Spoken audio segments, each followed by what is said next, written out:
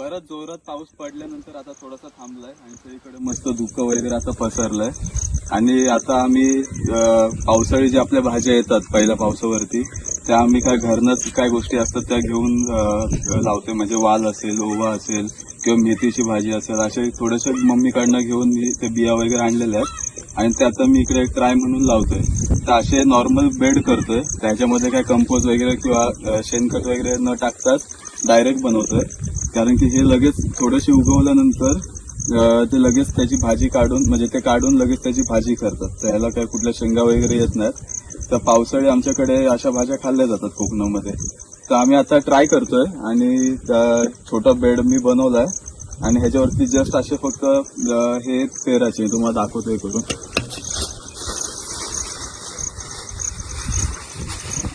आपले वालाचे जे दाणे असतात ते फक्त असे सहज पेरायचे ह्याच्यावरती.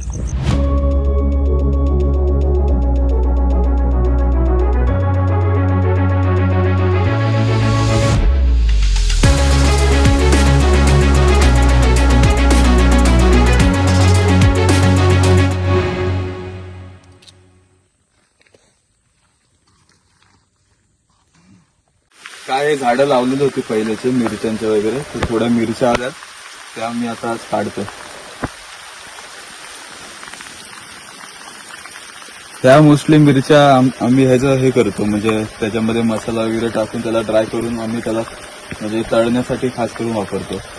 तर मग आता वेदर थोडं शांत आलंय, पाऊस थांबलाय.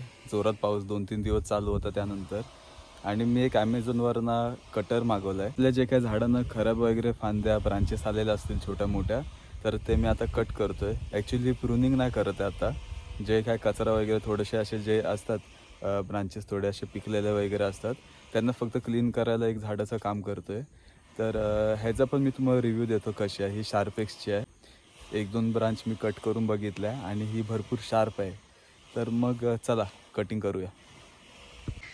तर मग ही कटर आहे आणि मी असे जे काय ब्रांचेस आहेत म्हणजे झाडाचे वगैरे प्रुनिंग नाही करत आहे. बट हे काय जे खराब झालेले आहेत बघू शकता, सुकलेले काय काय ब्रांचेस आहेत ते मी कट करतो आहे. आणि ही किती शार्प आहे हे तुम्हाला आता दिसेल ह्याच्यामध्ये. एकदा कट केल्यानंतर डायरेक्ट ब्रांच कट होते. आणि हा जो हे वगैरे आहे हे जे ड्राय लीव्ज वगैरे आपल्याला नंतर झाडं लावताना यूज येतील. मग सध्याला आपण हे झाडांच्याच खाली ठेवून देऊ शकतो. नंतर ते इकडनं आपण सगळे गोळा करून घेऊन जाऊ.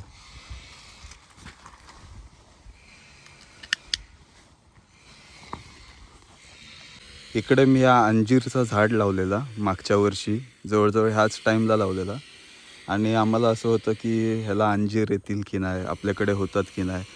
बट मी एक प्लेस अशी व्यवस्थित सिलेक्ट करून जिथे सनलाईट पण मिळेल, ह्याचं जे ड्रेनेज आहे पाण्याचं ते पण जास्त पाणी इथे अडकून राहणार नाही, खाली निघून जाईल.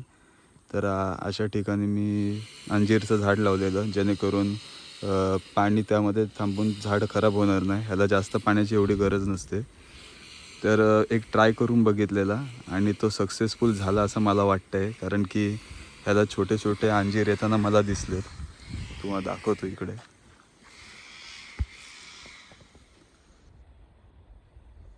हे बघा छोट्या अंजीर येतात त्याला, त्यामुळे हा सक्सेस होण्याच्या दिशेने चालला आहे. आणि आमचा डिसिजन बरोबर होतो इकडे झाडा लावण्याचा आणि त्याची तशी आपण केअर पण घेतलेली वर्षभर. त्यामुळे बघूया, मी तुम्हाला दाखवीनच ते कसं ग्रो होते. इकडे मी काय पालापाचोळा मागे टाकलेला, त्यामुळे आपल्या फार्ममध्ये वेस्टेज कसं कमी करता येईल आणि वेस्टेज गोष्टीपासून कसं ते रियूज करता येईल ह्याचा आपण ट्राय करत असतो. आता हा मँगोचा झाड आहे आणि हा थोडा वेडा वाकडा वाढतो आहे. इकडे तर व्यवस्थित तो वाढला आहे त्याला इथे बांधल्यामुळे. आणि इकडची ब्रांच आहे ती एक साईडलाच वाढत चालले. तर हिला थोडंसं मी ब्रांच कट करतो आहे जेणेकरून ती एक साईडलाच वाढत नको जायला. हिला अनेक ब्रांच लीव्ज फुटतील. मग त्यासाठी मी ह्याला इथून कट करतो आहे. कट केले. आता काय होईल, ह्या ब्रांचला साईडून असे हे जसे लीव्ज आहेत तसे इकडनं पहिले लीव्ज येतील, मग त्याला ब्रांचेस येतील आणि मग झाड इकडे इकडे थोडा दुसऱ्या साईडने तो वाढत जाईल. ती इकडे काल काही रोपं लावलेली वांग्यांची आहेत आणि काही मिरच्यांचे पण लावलेले. मिरच्यांचे तर अतिशय छोटे आहेत. आहेत, अजून छोट्या आहेत. आणि एक जो आपण नर्सरीमधनं आणलेला, ही चिली जी चेरी सारखी दिसते. तर 3 दिवसानंतर आता भाजी आपली रेडी झाली. तर आता आपण हिला काढून घरी घेऊन जातोय भाजी करण्यासाठी.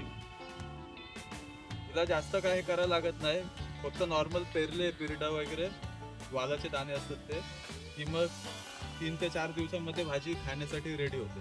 तर आता आम्ही सगळी काढून घरी घेऊन जातो. हिला जास्त काही करायला लागत नाही, फक्त नॉर्मल पेरले बिरडा वगैरे वालाचे दाणे असतात ते, की मग 3 ते 4 दिवसांमध्ये भाजी खाण्यासाठी रेडी होते.